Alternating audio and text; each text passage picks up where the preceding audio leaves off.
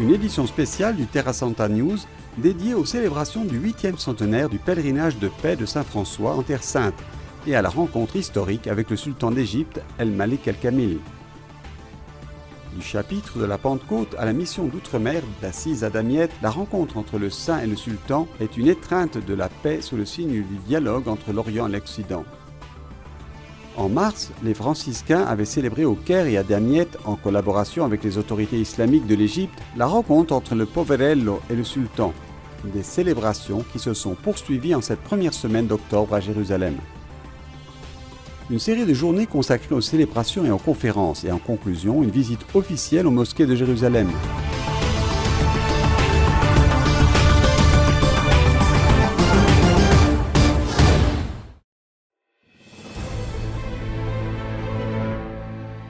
Une rencontre racontée, admirée au fil des siècles à travers des documents, mais surtout un récit iconographique des différentes phases.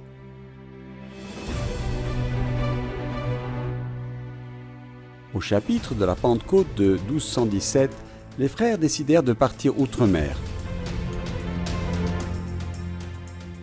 Ce chapitre fut un spectacle unique. Les frères étaient nombreux, et comme ils n'avaient pas de maison, ils sont restés dans des huttes en natte dans les bois près de la Porte Suncola.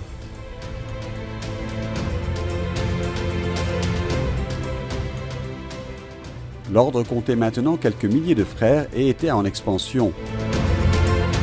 Au cours de ce chapitre, furent décidées les expéditions missionnaires.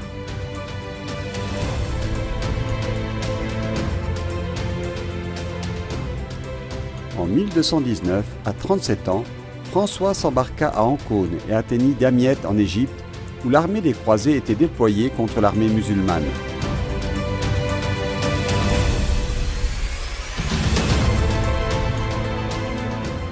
Il parvient à rencontrer le sultan et à lui parler. Il réussit également à rentrer sain et sauf, apportant même des cadeaux qui témoignaient du sens de l'hospitalité orientale et peut-être même d'un sauf-conduit pour visiter les lieux saints.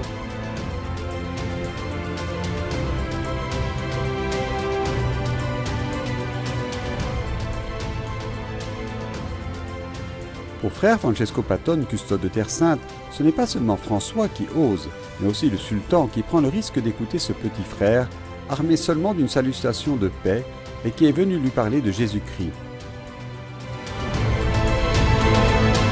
Sicuramente è riuscito a parlare con il sultano, questo è attestato dalle fonti storiche sia interne. Il a certainement réussi à parler avec le sultan. Ceci est attesté par des sources historiques, tant internes à notre ordre, donc un peu les biographies anciennes, Thomas de Celano, Bonaventure et les autres, et elle est attestée par les chroniques des croisades, en particulier la chronique d'Ernoul, qui est aussi pour moi l'histoire la plus belle. Comment François se rend chez le sultan et comment il parle avec lui. Elle est également attestée par Monseigneur Jacques de Vitry, évêque d'Acre, présent lors de la 5e croisade, et qui parle de cette rencontre dans ses lettres et dans les chroniques occidentales. Fondamentalement, ce qui émerge est que François se rend chez le sultan pour annoncer la parole de Dieu. E sostanzialmente quello che emerge è che Francesco va dal sultano per annunciare la parola di Dio.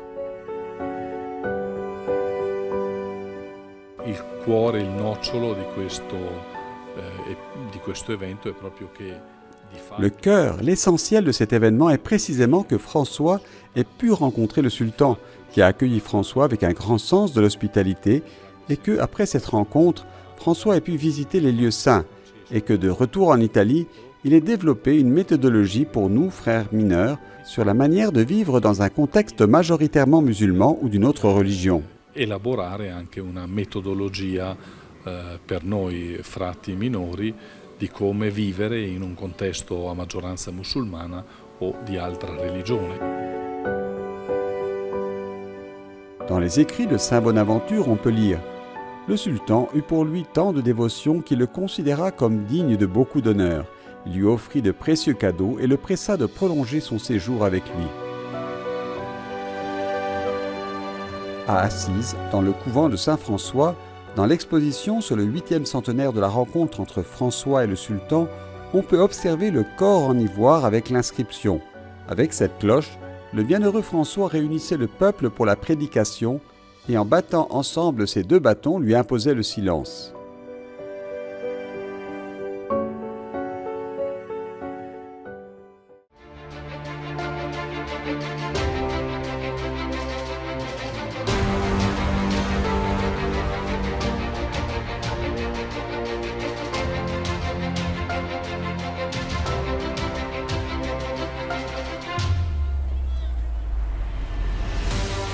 « 800 ans après le pèlerinage de François en Terre Sainte, les franciscains se sont réunis avec les autorités chrétiennes et musulmanes d'Égypte pour célébrer la rencontre du saint d'Assise avec le sultan Malik el-Kamil.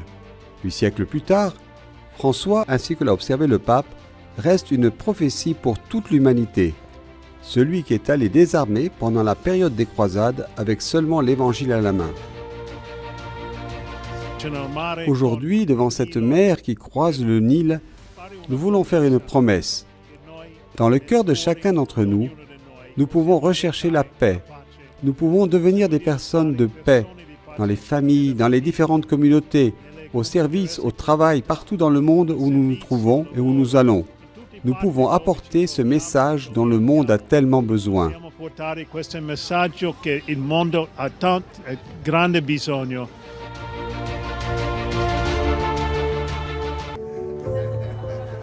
Samedi 2 mars au Caire, l'université d'Al-Azhar, une institution clé de l'islam sunnite, a ouvert ses portes pour accueillir plus de 600 invités. Une conférence sur le thème « Un dialogue de paix et de sérénité » a été organisée avec les franciscains d'Égypte. L'émissaire du grand imam Ahmed el-Tayeb, grand shir d'Al-Azhar, et diverses autorités islamiques et chrétiennes étaient présents à la réunion. Dans les discours, nous trouvons les interventions faisant référence à la tradition islamique, mais aussi au contenu de la déclaration signée à Abu Dhabi, ainsi qu'aux remerciements aux franciscains pour la belle mission de dialogue et de paix en Égypte et dans le monde.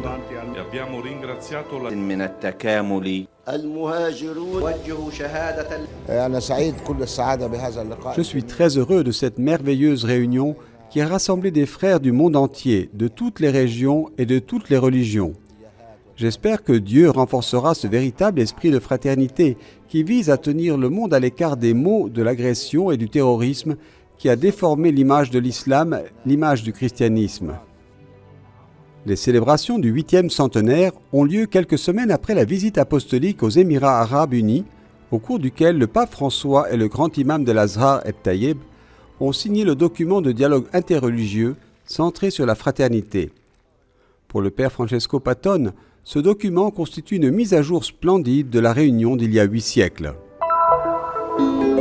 Les célébrations qui se déroulent à Jérusalem à l'occasion du 800e anniversaire de la rencontre entre Saint François et le sultan parlent de sources historiques. Dans les locaux de la custodie de Terre Sainte, lors de la première d'une série de journées de conférences, on parle de l'événement historique à la fois à partir de ses sources occidentales et de celles arabes.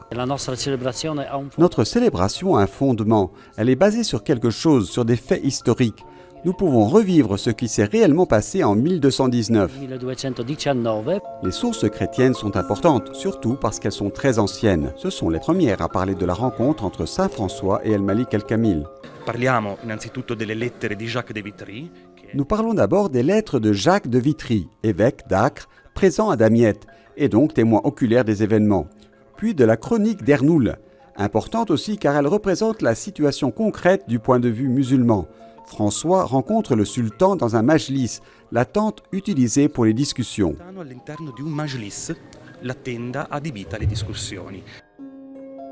C'était un temps consacré à la confrontation plutôt qu'un espace physique, dans lequel, a-t-on dit, un grand résultat a été obtenu. Les deux se sont rencontrés, confrontés et se sont respectés. Mais c'est à partir de l'étude des sources arabes et musulmanes qu'une double surprise se dégage. D'une part, les documents ne relatent pas l'histoire de cette rencontre spécifique. L'histoire des patriarches de l'Église égyptienne raconte de nombreux épisodes au cours desquels el-Malik el-Kamil a eu affaire directement à un moine ou à plusieurs moines. Et bien que l'identification de ce moine ne corresponde pas à la figure de François, mais à un moine qui aurait pu être un point de référence pour le christianisme à l'époque, au sein de l'Église copte égyptienne, c'est aussi une chose extrêmement positive. Par contre, les sources arabes montrent que les relations entre les mondes musulmans et chrétiens étaient très étroites. Il n'y avait pas de cour de sultan, il n'y avait pas de cour de prince dans laquelle les soi-disant séances théologiques de confrontation entre les valeurs fondatrices de l'islam et les valeurs fondatrices du christianisme ne soient organisées. Elles se sont toutes déroulées dans un climat très très cordial, dicté avant tout par le désir de connaître ce qui nous manque souvent aujourd'hui. Parce que si nous sommes animés par cela, nous sommes aussi amenés à apprécier ou à respecter l'autre.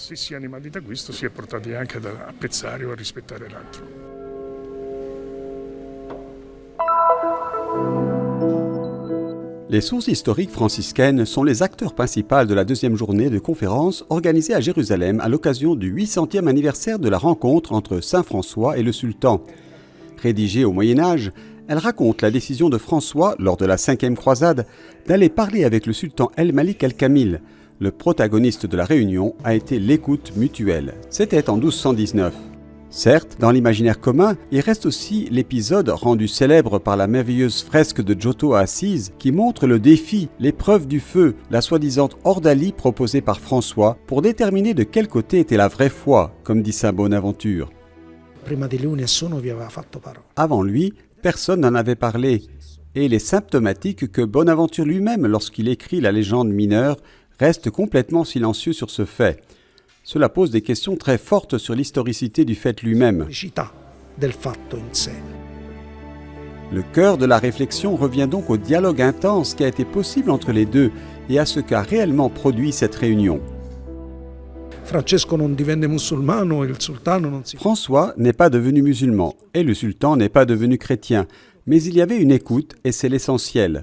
Je pense que cela indique également une voie pour l'avenir, une voie qui évite les irénismes bon marché, mais qui repose sur l'écoute, le respect et le rejet de toute logique de violence.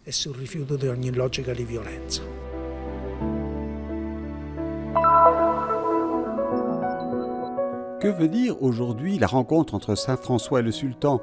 C'est-à-dire, que reste-t-il de cet événement historique? Où est-il possible d'en voir l'héritage? Et comment faire en sorte que la rencontre puisse avoir lieu aujourd'hui aussi? Tel est le thème qui a dominé le 3e jour des conférences organisées à Jérusalem pour célébrer le 800e anniversaire des événements de Damiette. Une conférence qui a vu l'importante participation du cardinal Léo Sandri, préfet de la Congrégation pour les Églises orientales.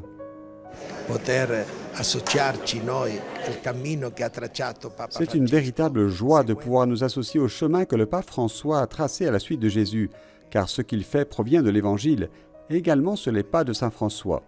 La rencontre vieille de 800 ans entre François d'Assise et le sultan aurait été un geste pour l'Église aujourd'hui, pour le monde d'aujourd'hui, afin de construire un nouveau monde de justice, dignité, fraternité, rencontre et dialogue. Di costruire un mondo nuovo, di giustizia, di dignità, di fraternità, di incontro, di dialogo. L'actualisation ne concerne pas tant les discours, les commémorations, les idées, les réflexions, mais surtout ce que les gens, frères ou non, vivent en se rencontrant, et peut-être même un peu de conflit avec certaines réalités. L'Église doit être en sortie, mais pas seulement pour l'évangélisation. Saint François est sorti du camp des croisés pour aller à la rencontre. Mais la rencontre a eu lieu car le sultan aussi est sorti de ce que j'ai appelé sa zone de confort.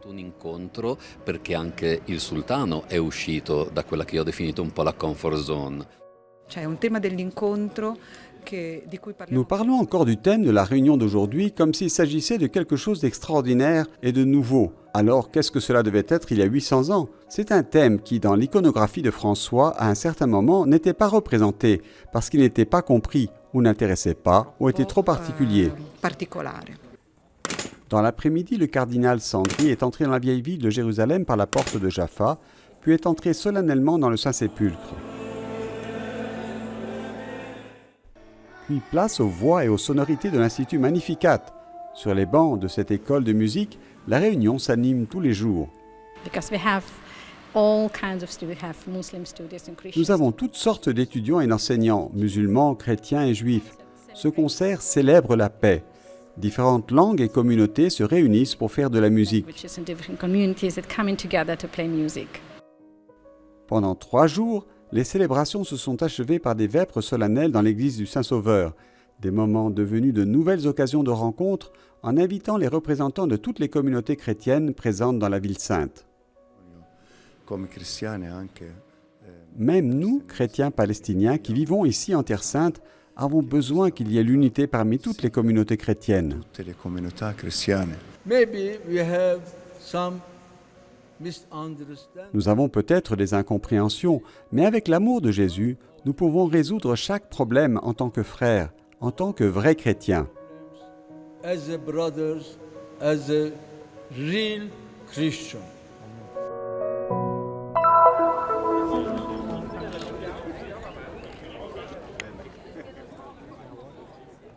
Pour une fois, une promenade de paix sur l'esplanade des mosquées, sur les pas de Saint François qui, il y a 800 ans, a ouvert les portes de Jérusalem à ses frères. La délégation de la custodie de Terre Sainte et du Vatican passe par l'entrée normalement destinée uniquement aux musulmans.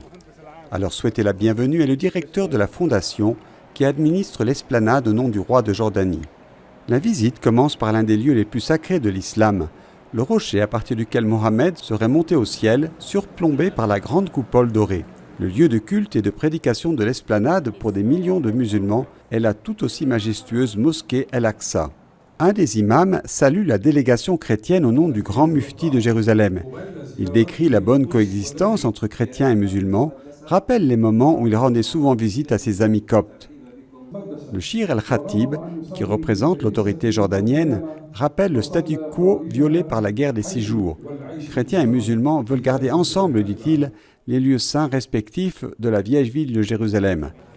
La visite à El-Aqsa est un signe d'amitié envers les musulmans et une occasion de réaffirmer, souligne le cardinal Sandri, le droit de culte pour les fidèles des 3 religions à Jérusalem.